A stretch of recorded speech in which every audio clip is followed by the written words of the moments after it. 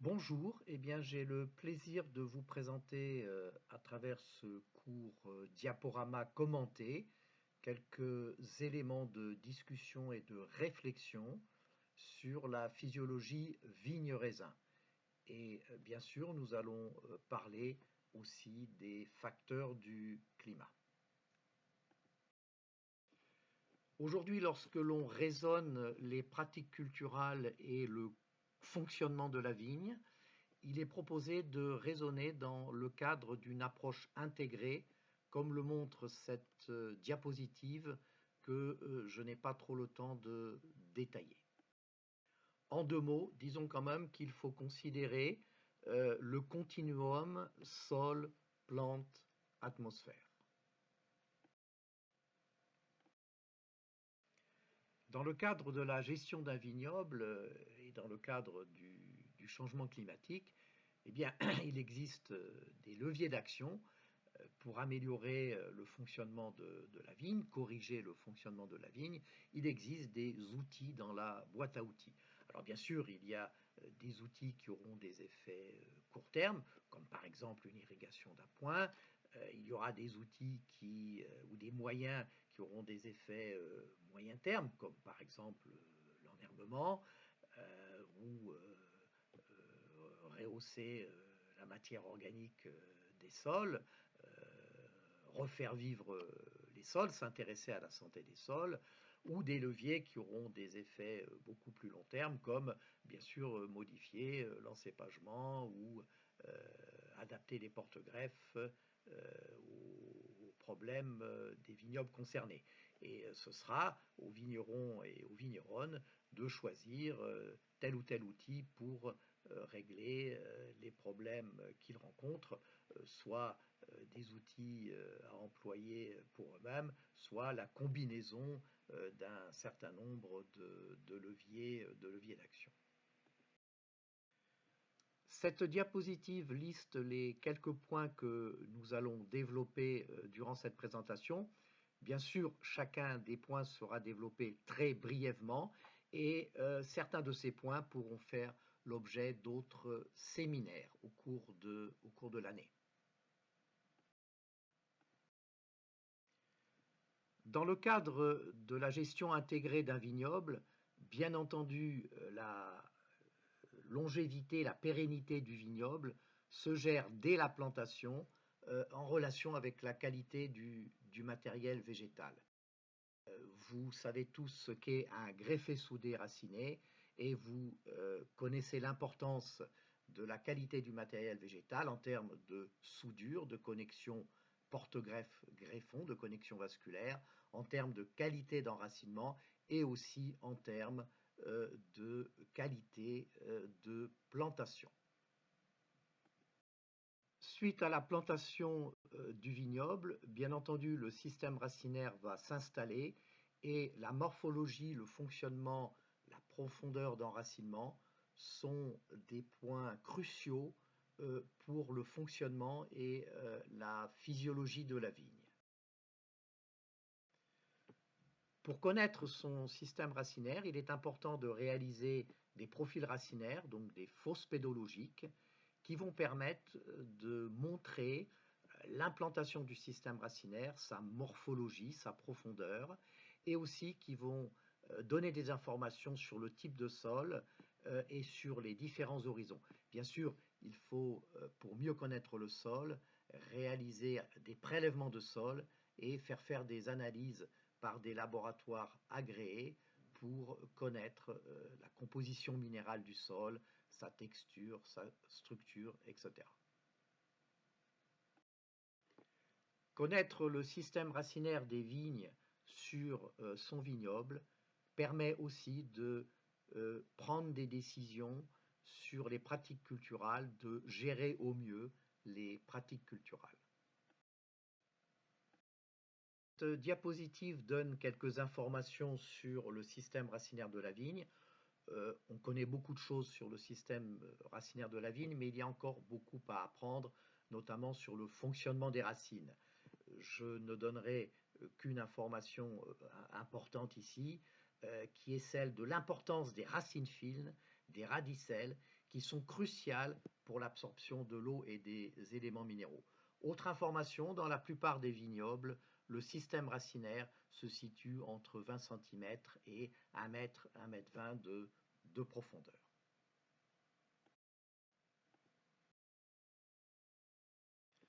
Partageons maintenant quelques informations sur le climat, sur les facteurs du climat.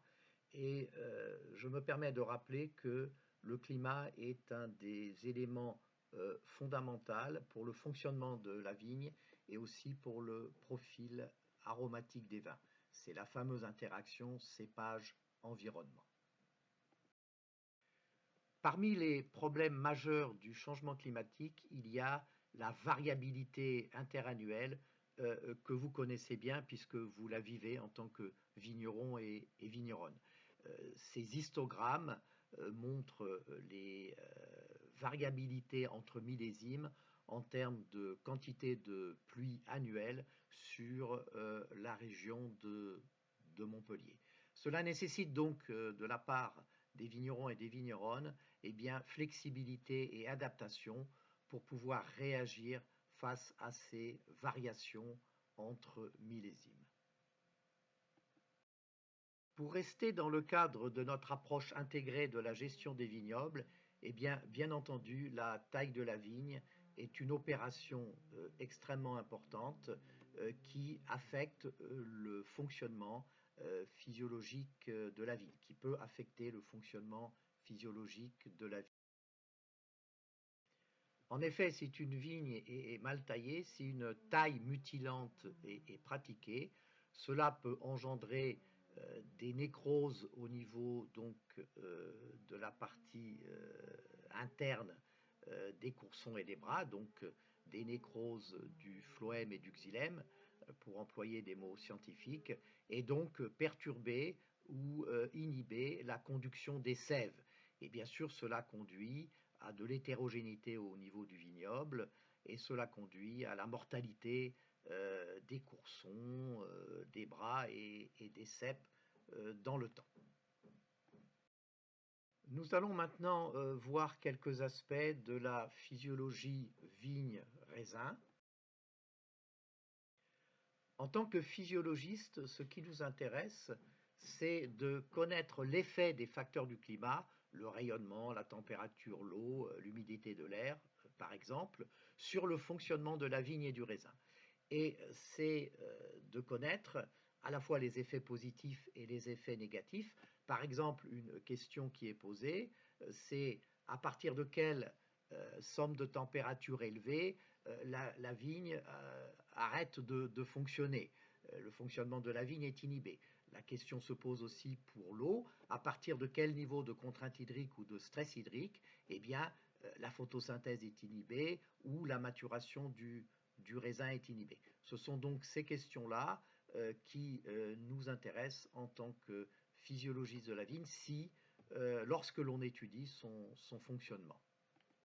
Cette diapositive illustre que, bien sûr, la circulation de l'eau se fait du sol vers la demande climatique en passant par la plante et que la transpiration de la vigne est régulée par les stomates au niveau des feuilles. 98% de l'eau absorbée par les racines est perdue par transpiration. Un dernier message par rapport à cette diapositive, il y aurait beaucoup à dire. Il faut de l'eau pour cultiver la vigne et il faut à peu près 250 à 350 litres d'eau au vignoble pour produire 1 litre de mou. Pour son développement, la vigne a besoin d'eau du débourrement à post-vendange. Et bien sûr, les besoins en eau de la vigne varient en fonction des stades phénologiques. Donc, par exemple, les itinéraires culturaux, prenons comme exemple l'irrigation, se raisonnent en fonction des stades phénologiques et des besoins en eau de la vigne. Il faut de l'eau dès le débourrement. Pourquoi? Parce que si les sols sont secs au débourrement, cela va entraîner un débourrement hétérogène ou pas de débourrement du tout, et cela va bien sûr impacter sur les composantes du rendement dès les premiers stades de développement de la plante. Nous l'avons vu, la vigne consomme de l'eau parce qu'elle transpire, donc plus il y aura de feuilles, plus il y aura de consommation en eau. Donc pour réduire cette surface foliaire transpirante, eh bien évidemment on peut jusqu'à un certain point réduire la surface foliaire par cep et donc par hectare, et on peut réduire aussi la surface foliaire par hectare en réduisant la densité.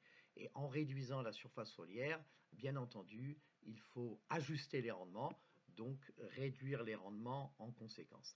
Et la question qui se pose ici, c'est la rentabilité des vignobles, c'est-à-dire où se situe le point d'équilibre pour l'exploitation en termes de rentabilité versus un rendement donné.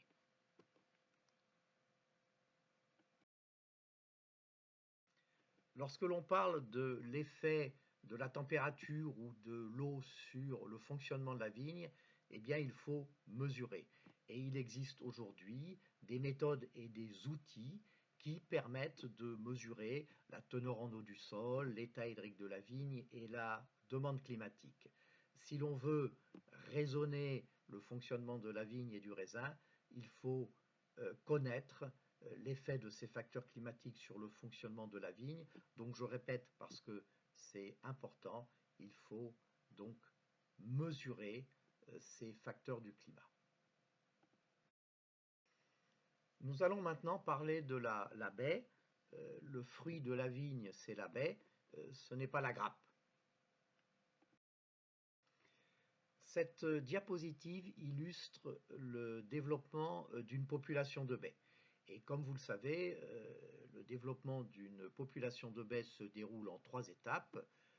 Une étape de croissance herbacée, une étape d'arrêt de croissance et une étape de maturation. Ces 3 étapes sont importantes en termes de composition du fruit et en termes de profil aromatique des vins.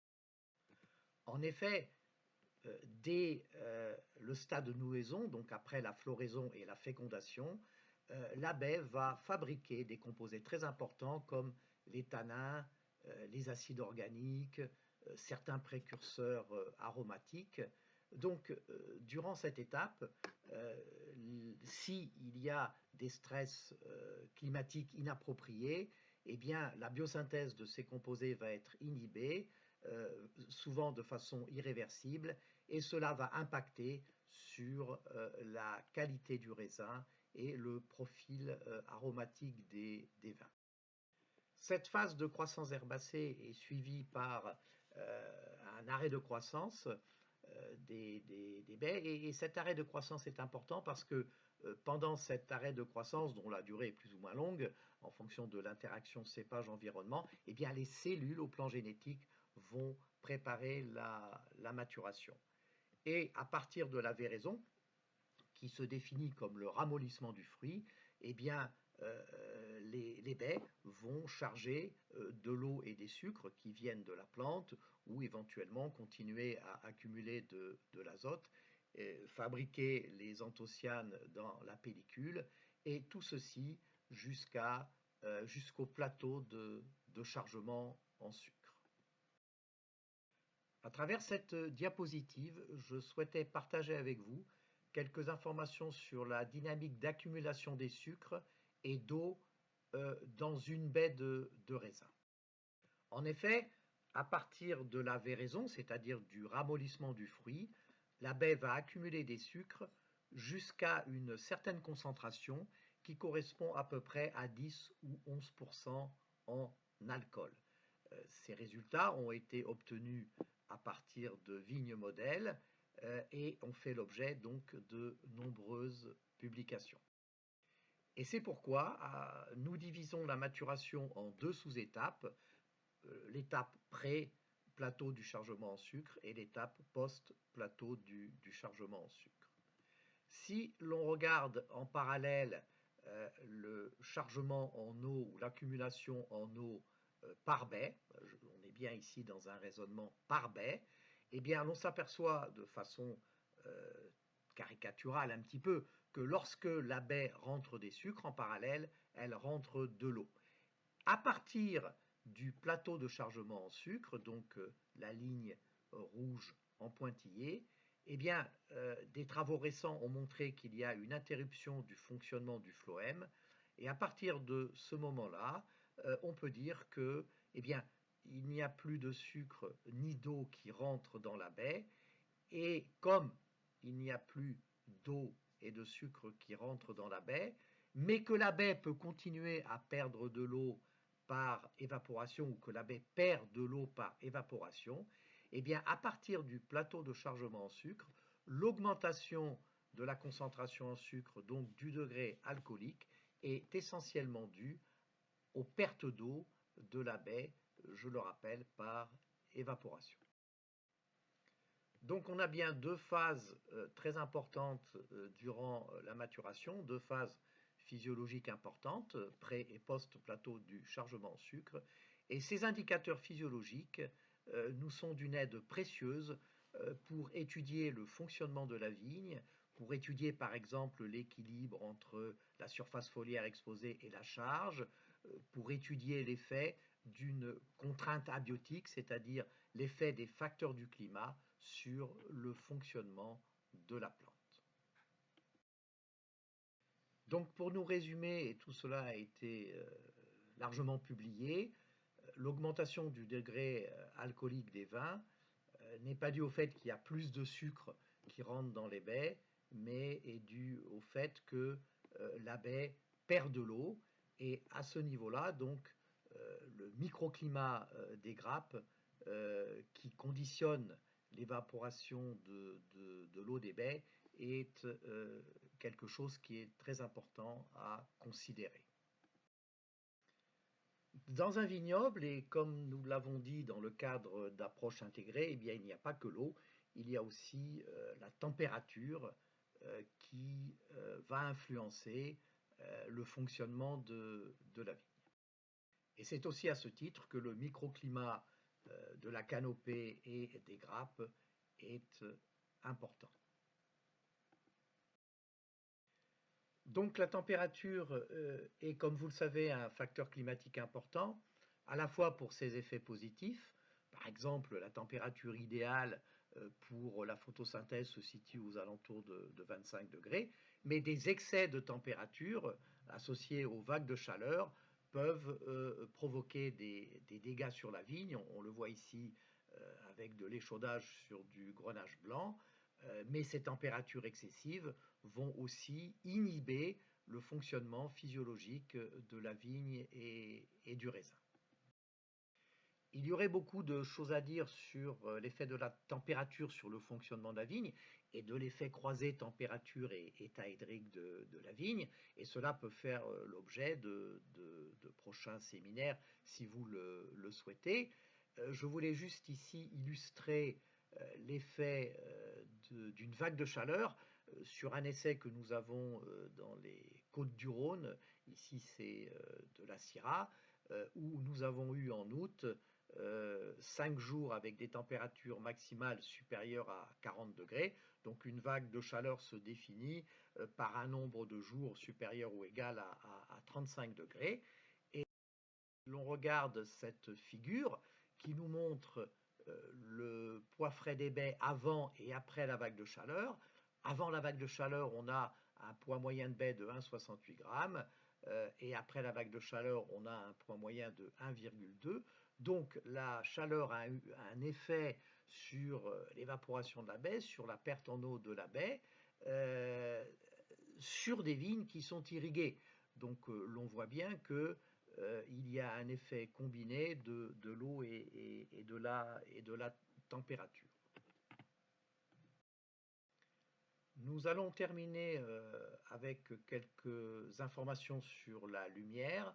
En général, dans les vignobles, sauf entassement excessif de la végétation, la lumière n'est pas le facteur limitant.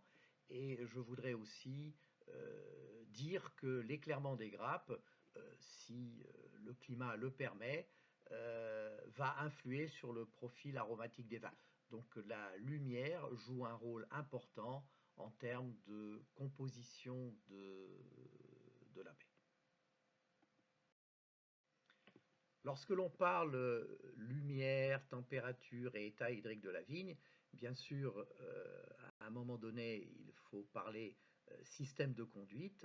Et le système de conduite est aussi un levier d'adaptation au changement climatique. Et il y aurait beaucoup à dire sur à la fois le système de conduite à adopter dans telle ou telle situation, dans tel ou tel climat, et à la fois sur la gestion de la canopée en fonction donc des situations sol, cépage, climat. Cette diapo, juste pour vous rappeler l'importance du rayonnement, puisqu'on parle de la lumière, et pour vous rappeler donc que la réponse de la photosynthèse à la lumière est une courbe à plateau. Donc généralement, on voit que le plateau se situe aux alentours de 1000 en micromol par mètre carré par seconde de radiation, et que en plein été, par exemple, pour vous donner un point de comparaison, on peut avoir jusqu'à 2000 de part. Donc, part en anglais, c'est Photosynthetic Active Radiation. Donc, ça veut dire que, sauf entassement de la végétation, la lumière n'est pas un facteur limitant. Et donc, pour rappeler aussi que le rayonnement est une des variables qui gouverne la transpiration de la vie. Nous arrivons à la fin de cette présentation, de ce PowerPoint commenté, et avec un peu d'humour, donc je souhaiterais partager quelques suggestions, recommandations.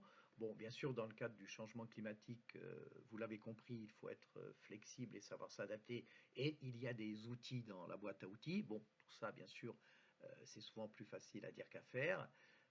Pas de recettes, il faut éviter les recettes. Méfiez-vous des gourous. On voit aujourd'hui dans les vignobles beaucoup de gens donner des conseils qui ne riment à rien et qui s'autoproclament experts en physiologie de la vigne, en taille, etc. Il est important, plus sérieusement maintenant, quand on veut comprendre, eh bien, de diagnostiquer, mesurer, analyser. C'est l'exemple, par exemple, des profils racinaires dont j'ai parlé.